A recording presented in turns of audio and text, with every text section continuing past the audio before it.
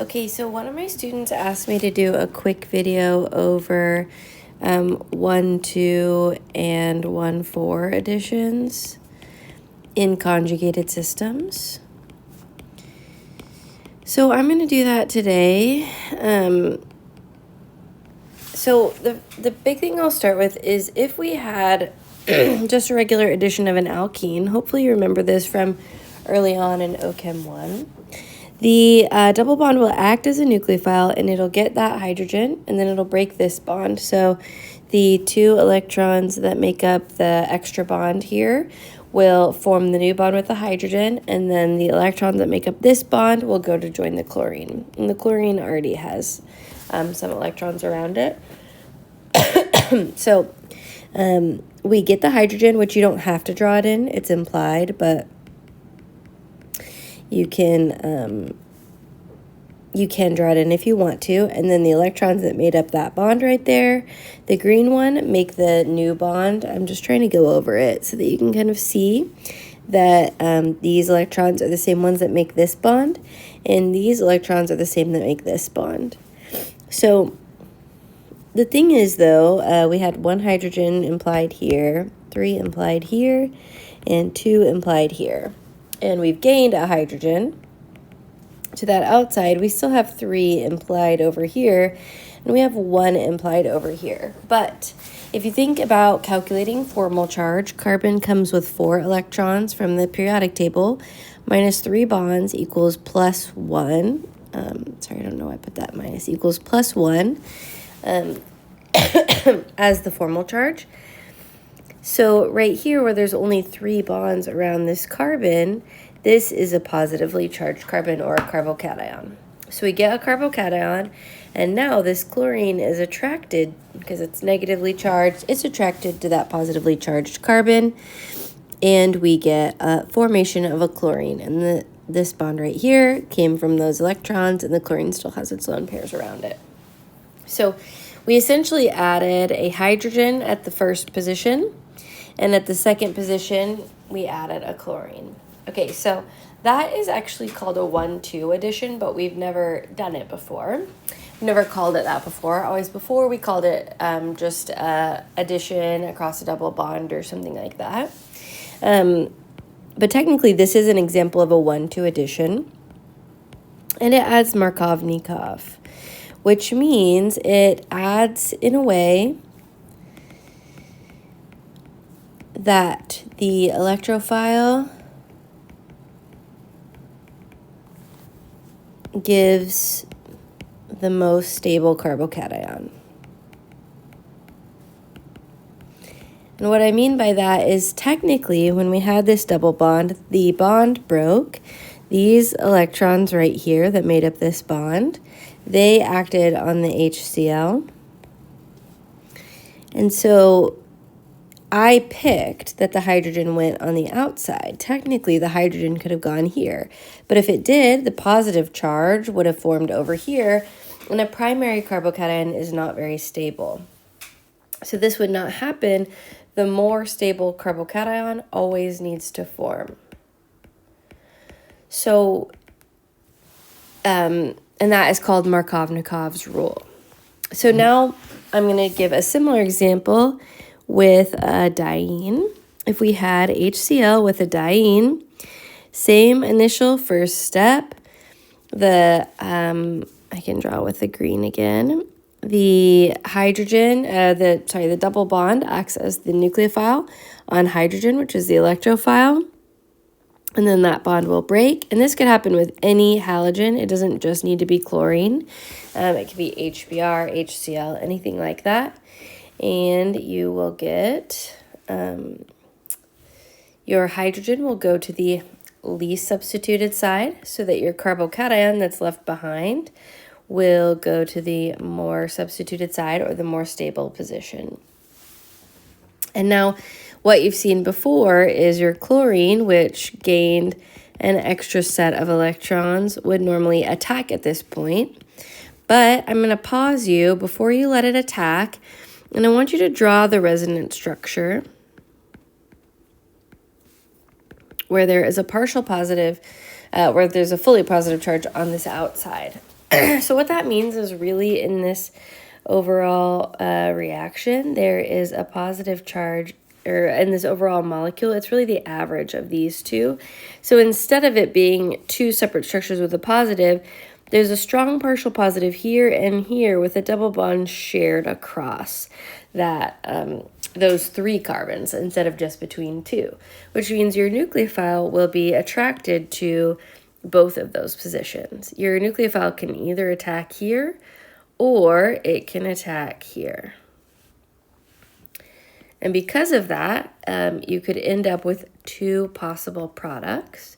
One where your chlorine adds at the initial position, and again, that's the 1,2 addition, because your hydrogen added at the first position, and then if we label the rest of them starting with the initial addition at hydrogen, the hydrogen's at position 1 and the carbocation's at position 2. Or your chlorine could attack, I already drew the curved arrow right here.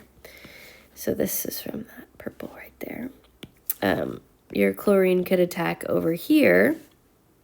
Oh, I forgot my double bond too, sorry. That's the right answer right there. And you'd get your chlorine add at the end. So between these two, this is called a 1,4 addition. And that is because your hydrogen is what added in here. I didn't draw it in, but it is implied at that first position. So 1, 2, 3, 4. Your hydrogen adds at position 1 and chlorine at position 4. So that's why we call this a 1,2 or 1,4 addition. Or either of these can happen with a conjugated product. You can either get the 1,2 or the 1,4 addition. So now let's talk about how do you know which one do you get. Which one is favored would be the question. So typically you're always probably going to get a mix of both. You'll always get some mix of both. But the one that's more favored will be the majority. The more favored will be the larger amount formed.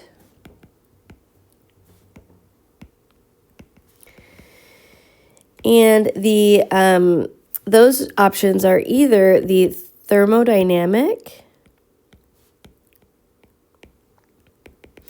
or the kinetic products. So the thermodynamic is going to be favored with higher temperatures.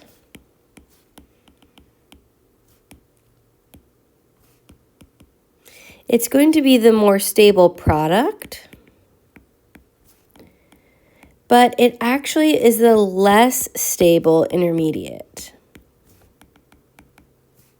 It's harder, or like there's slightly less of that intermediate that forms because it's slightly less stable.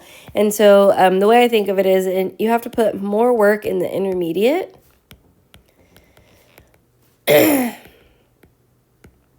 get the more stable product.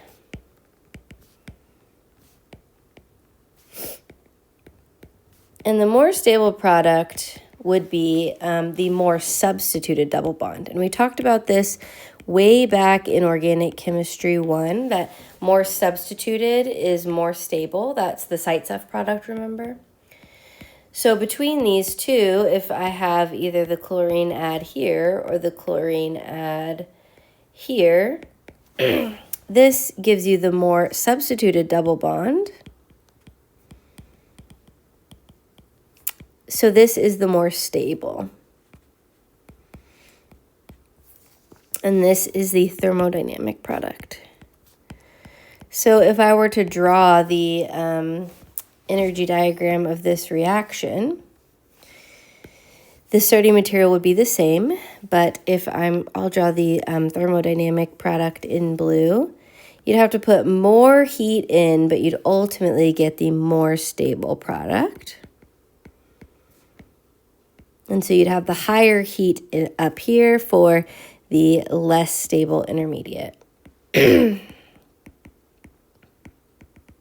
the example I gave for this in class is a lot of times if you want a good stable relationship, you have to put, like, even a friendship or a dating relationship, like romantic or otherwise, you have to put energy in for that to end up being a good, stable relationship. If you don't put work in, a lot of times it doesn't, it can be kind of unstable. So the easier option isn't always the most stable option. So again, here, to get the most stable option, it actually takes a little bit more work. Now, the kinetic product, on the other hand, is the easier option. So the thermodynamic we did in purple, the kinetic we'll do in green. This is the easier option. It's a less stable product, but the easier intermediate. So it takes less work. So it's favored at lower temperatures. Kinetic is means fast, so this is the one that forms the fastest. So the green one right here, this less substituted, the one that I boxed in green, less substituted alkene is less stable, even though it's easier to form. This is the kinetic product. So drawing the kinetic product, it starts at the same place, but it is easier to form, but it ends up being less stable.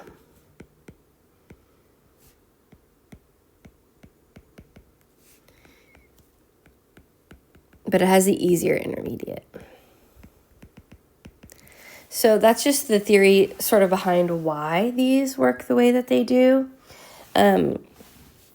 But I also want to take a chance to show you that this also works very similarly if you have BR2. Technically, I don't know if you remember when we did BR2, we learned that it makes a brominium ion where this is positive and it attacks back. I'm not going to make you learn that mechanism because I think it I think it ends up confusing students more.